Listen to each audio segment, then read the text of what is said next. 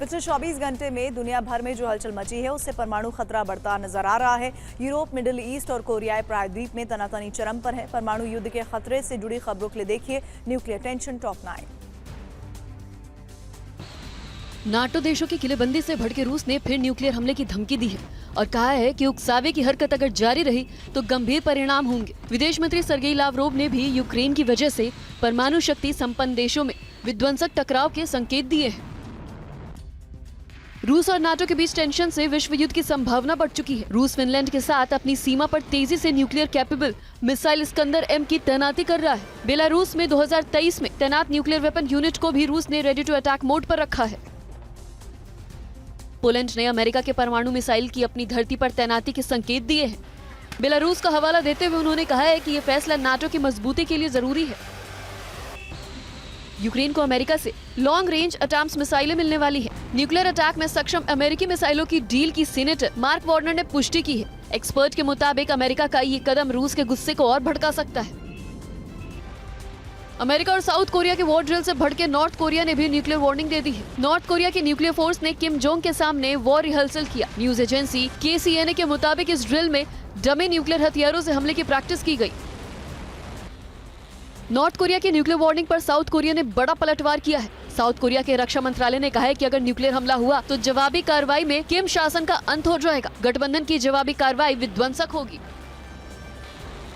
Middle east में बढ़ता युद्ध का दायरा विनाशकारी हो सकता है। पश्चिमी देश IAEA के बाद अब ईरान में भी लोग जल्द न्यूक्लियर टेस्ट की आशंका जता रहे हैं। ईरानी सांसद जवाद करीमी के मुताबिक 7 दिन में न्यूक्लियर वेपन का टेस्ट संभव है। सिर्फ खामेनेई के ऑर्डर का इंतजार है। ईरान के न्यूक्लियर वेपन टेस्ट से मिडिल ईस्ट में न सिर्फ महायुद्ध की आशंका बढ़ सकती है बल्कि तुर्की और सऊदी अरब जैसे कई देश न्यूक्लियर वेपन बनाने या उसे खरीदने की होड़ में शामिल हो जाएंगे। ईरान के न्यूक्लियर प्रोग्राम का विरोधी इजराइल भी बड़ा कदम उठा सकता है। ईरान के न्यूक्लियर प्रोग्राम पर नजरें गड़ाए इजराइल कभी भी बड़ा हमला कर सकता है। न्यूयॉर्क टाइम्स के मुताबिक इजराइल पहले ही ईरान के न्यूक्लियर और सैन्य बेस को तबाह करने वाला था, लेकिन अमेरिकी दबाव में प्लान टल गया। टेस्ट अटैक के बाद वो ईरान की कमजोरी जान चुका है।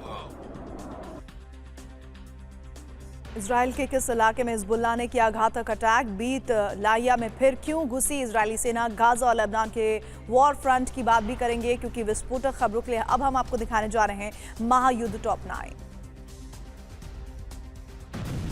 ईरान से परमाणु खतरे के बीच इजराइल पर हिजबुल्लाह ने सबसे घातक हमला बोला। दक्षिणी लेबनान से गलीली में मिलिट्री बेस को टारगेट कर 35 रॉकेट दागे गए। इस दौरान एयर रेड अलर्ट सायरन से पूरा इलाका गूंज उठा। IDF ने पलटवार का दावा किया है।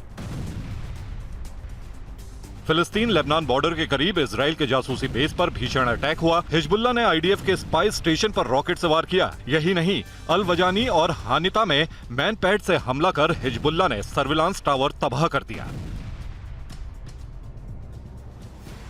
लेबनान से हो रहे हिजबुल्लाह के हमलों पर इजराइल ने जोरदार पलटवार किया। अल अस्वाद में IDF ने एक चलती कार को सुसाइड ड्रोन से तबाह कर दिया। खबर है कि इस कार्यवाही में हिजबुल्लाह के एक कमांडर की मौत हो गई। IDF अब लेबनान में टारगेट अटैक कर रहा है। इजरायली लड़ाकू विमानों ने दक्षिणी लेबनान में पूरी रात एयर स्ट्राइक की। इन हमलों में यारून में हिजबुल्लाह के कमांड सेंटर समेत कई ठिकाने तबाह करने का दावा है। सुबह एक बार फिर IDF के विमानों ने दक्षिणी लेबनान के कई क्षेत्रों में बमबारी की। लेबनान, सीरिया और यमन में एक साथ कई मोर्चों पर जंग लड़ रही इजरायली सेना ने सेंट्रल गाजा में भी विध्वंसक बमबारी की। इन हमलों में अल वहदा स्ट्रीट पर बना अल सहाबा टावर जमींदोज हो गया। IDF ने अल सहाबा टावर में हमास के कमांड सेंटर के होने का दावा किया है। उत्तरी गाजा में हमास का नामो निशान मिटाने में जुटे IDF ने बीत लाहिया में फिर बमबारी की। शरणार्थी कैंप के नजदीक हुए धमाके से पूरा इलाका सहम गया। IDF को बीत लाहिया में हमास लड़ाकों के वापस लौटने की सूचना है। गाजा में इजरायली सेना के ग्राउंड ऑपरेशन की नई तस्वीरें सामने आई हैं। वीडियो में खान यूनिस में हमास के ठिकानों पर IDF की छापेमारी दिखाई गई। इस दौरान दोनों ओर से कवर फायर दे रहे जवानों की अंधाधुंध फायरिंग से पूरा इलाका गूंज उठा। कई हमास लड़ाके पकड़े भी गए हैं। गाजा के बीत लहिया के अलावा शुजैया के ग्रामीण इलाके भी इजरायली सेना के लिए चुनौती बन गए हैं। शुजैया में इजरायली ग्राउंड फोर्स के फ्रंट लाइन टैंकों ने हमास ठिकानों पर जोरदार शेलिंग की। ये कार्रवाई संदिग्ध ठिकानों पर छापेमारी के लिए की गई। गाजा में हमास के खिलाफ ऑपरेशन के अंतिम चरण में इजरायली सेना विध्वंसक हमले कर रही है। तस्वीरें अल माजी शरणार्थी कैंप की है, जहां हमास लड़ाकों के छिपे होने की आशंका में ताबड़तोड़ बमबारी की गई। आईडीएफ ने हमास के लिए कैंप के बाहर भी किलेबंदी कर रखी है। वॉर फ्रंट पर यूक्रेनी सेना में क्यों है खलबली? रूसी सेना ने कहा है आक्राम हमला और रूस के जंग के बीच जो तमाम खबरें आ रही हैं उसके लिए अब हम आपको दिखाने जा रहे हैं रूस यूक्रेन टॉप 9। खार्किव में यूक्रेन के खिलाफ रूस ने आक्रामक रुख अख्तियार कर लिया है। यूक्रेनी सेना की अहम चौकियों को टारगेट कर रूस ने MLRS से ताबड़तोड़ शेलिंग की। इस हमले में यूक्रेन को भारी नुकसान का दावा है। रूसी रक्षा मंत्रालय ने वीडियो जारी किया है। खार्किव में यूक्रेन ने भी रूसी सेना के ठिकानों पर हाइमार्स से पलटवार किया। दावे के मुताबिक कुल 16 मिसाइलें दागी गई, जिससे रूस की एक आर्टिलरी साइट तो तबाह हुई है। इस हमले में रूस के कई सैनिक भी मारे गए। बेलगोरोद से सटे यूक्रेनी सीमा में रूसी आर्मी मस्ट अभी होवित्जर से लगातार हमले कर रही है। रूसी रक्षा मंत्रालय ने वीडियो जारी कर यूक्रेनी सेना के एक ऑब्जर्वेशन पोस्ट और ड्रोन साइट को तबाह करने का दावा किया है। खार्किव पर नियंत्रण की कोशिश है। डोनेस्क के अवदेवका में यूक्रेनी फोर्स ने जबरदस्त पलटवार किया है। यूक्रेन के टॉस 1 ने मल्टीपल रॉकेट लॉन्चर से रूसी बेस पर हमला किया। यूक्रेनी आर्मी रूस के हथियार भंडार को लगातार टारगेट कर रही है।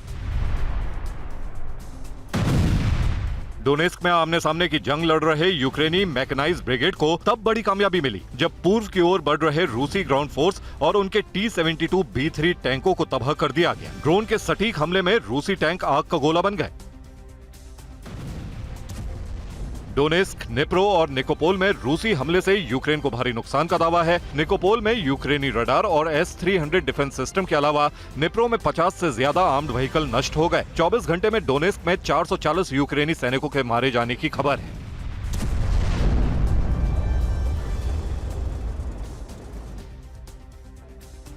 खार्किव में यूक्रेन के एक नेटवर्क टावर पर पिन पॉइंट अटैक कर रूस ने उसे तबाह कर दिया, जिससे कि पूरे इलाके में नेटवर्क सर्विस बाधित हो चुकी है। यूक्रेनी आर्मी को अब रूस के बड़े हमले की आशंका है। नेटवर्क टावर पर हमले से इसके संकेत भी मिल रहे हैं। ग्लोबल टेंशन के बीच रूस बहुत बड़ी जंग की तैयारी में जुट गया है। कामचरका में कड़कड़ाती ठंड के बीच रशियन आर्मी की कई स्पेशल यूनिट्स युद्धाभ्यास में जुटी हैं। पहले सेशन में दुश्मन के हमले पर पलटवार करने और उन्हें चकमा देने की ट्रेनिंग दी गई। बैटलफील्ड में फ्रंट लाइन पर रूस की बड़ी तैयारी है। स्मोक स्क्रीन से दुश्मन के ड्रोन को चकमा देने की प्लानिंग का खुलासा रूसी ड्रोन के ड्रिल से हुआ है, जिसमें सैनिकों को TDA-3 मशीनों से धुएं की दीवार बनाते देखा जा सकता है। यूक्रेन को जंग में बने रहने के लिए ब्रिटेन ने उसे तब तक का सबसे बड़ा सैन्य सहायता पैकेज देने का ऐलान किया है। सुनक ने 500 मिलियन के सैन्य मदद का ऐलान करते हुए यूक्रेन को 1600 मिसाइल और 400 आर्म्ड व्हीकल देने का वादा किया है। रूस की चेतावनी के बावजूद पश्चिम देश यूक्रेन को सैन्य मदद देने से बाज नहीं आ रहे हैं। रूस के बढ़ते मिसाइल हमलों के जवाब में जर्मनी ने यूक्रेन को और अधिक पैट्रियट सिस्टम देने का ऐलान किया है। पैट्रियट सिस्टम से यूक्रेन बड़ा पलटवार कर सकता है।